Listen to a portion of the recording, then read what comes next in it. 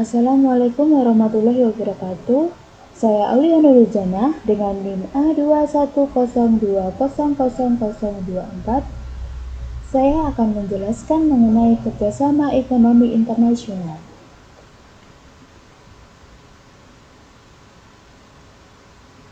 Pengertian kerjasama ekonomi internasional adalah kerjasama yang menunjukkan hubungan antar negara dalam bidang ekonomi dengan dasar kepentingan tertentu untuk dapat meningkatkan kesejahteraan ekonomi, pertumbuhan ekonomi, dan meningkatkan struktur kegiatan ekonomi nasional.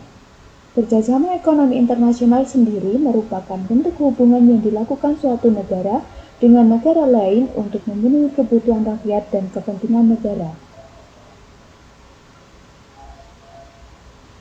Bentuk-bentuk kerjasama internasional: yang pertama, kerjasama di bidang politik; kedua, kerjasama di bidang sosial; ketiga, kerjasama di bidang pertahanan dan keamanan; yang keempat, kerjasama di bidang kebudayaan; yang kelima, kerjasama di bidang ekonomi.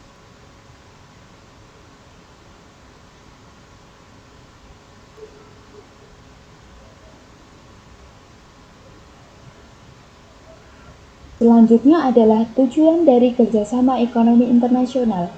Yang pertama, memenuhi kebutuhan dalam negeri akan barang atau jasa. Yang kedua, memperluas pasar hasil produksi barang dan jasa atau memajukan perdagangan dunia. Yang ketiga, mendorong peningkatan produktivitas hasil produksi. Yang keempat, memperluas lapangan kerja. Yang kelima, menambah devisa negara. Yang keenam, mendistribusikan manfaat sumber daya. Yang ketujuh, mengurangi ketimpangan antara negara maju dan negara berkembang. Yang kedelapan, mempercepat pembangunan ekonomi ke dunia. Yang kesembilan, meningkatkan kualitas hidup bangsa-bangsa di dunia.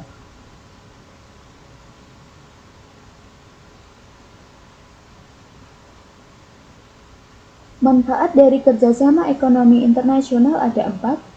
Yang pertama, memperkuat dan meningkatkan kerjasama ekonomi, perdagangan, dan investasi di antara para anggota.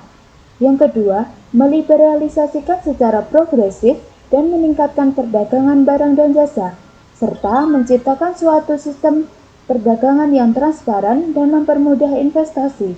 Yang ketiga, menggali bidang-bidang kerjasama yang baru dan mengembangkan kebijakan yang tepat dalam rangka kerjasama ekonomi di antara para anggota.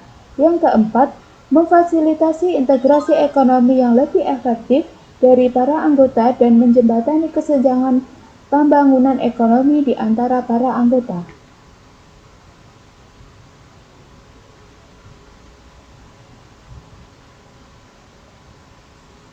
Selanjutnya adalah lembaga-lembaga kerjasama ekonomi internasional. Ada ASEAN atau Persatuan Negara-Negara Asia Tenggara, ada IMF atau Dana Moneter Internasional, ada IBRD atau World Bank atau Bank Dunia, ada WTO, ada IFC atau Badan Keuangan Internasional, ada IDA atau Perhimpunan Pembangunan Internasional. Lembaga-lembaga kerjasama ekonomi internasional selanjutnya adalah ada United Nations Conference on Trade and Development atau Konferensi PEB tentang Perdagangan dan Pembangunan, ada International Labour Organization atau Organisasi Buruh Sedunia, ada United Nations Development Program atau Program Pengembangan PBB, ada United National Industrial Development Organization atau Organisasi Pengembangan Industri PBB. Ada Asian Productivitas Organization, ada Asian Development Bank atau Bank Pembangunan Asia. Lembaga-lembaga kerjasama ekonomi internasional selanjutnya adalah ada Organization of Petroleum Exporting Countries atau Organisasi Negara-Negara Pengekspor Minyak.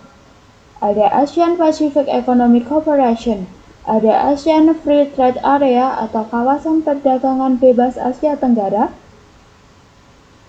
Selanjutnya ada North American Free Trade Agreement atau Persetujuan Perdagangan Bebas Amerika Utara, ada World Trade Organization, ada Group of Seven atau G20 atau Group of 20, ada Islamic Development Bank atau Bank Pembangunan Islami, yang terakhir ada ASEAN Eropa Meeting.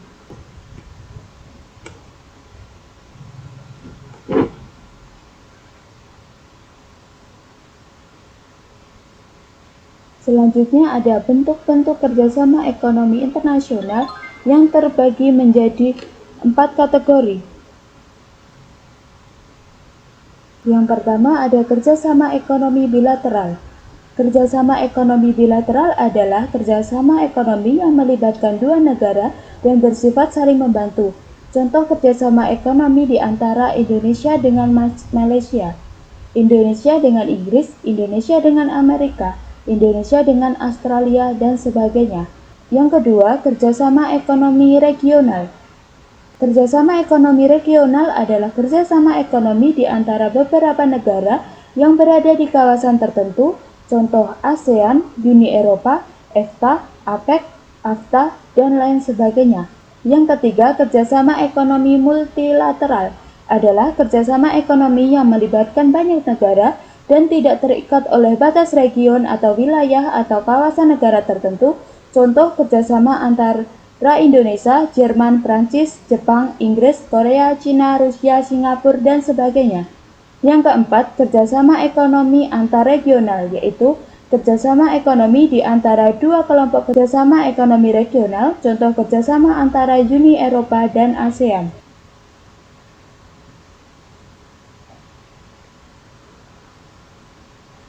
Demikian penjelasan dari saya, kurang lebihnya saya mohon maaf. Wassalamualaikum warahmatullahi wabarakatuh.